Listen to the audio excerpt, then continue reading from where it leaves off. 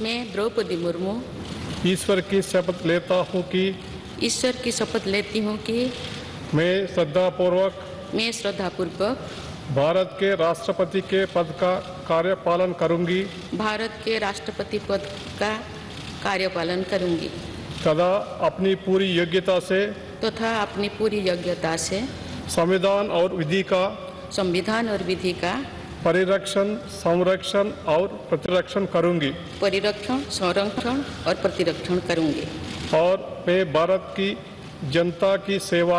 और मैं भारत की जनता की सेवा और कल्याण में निरत रहूँगी।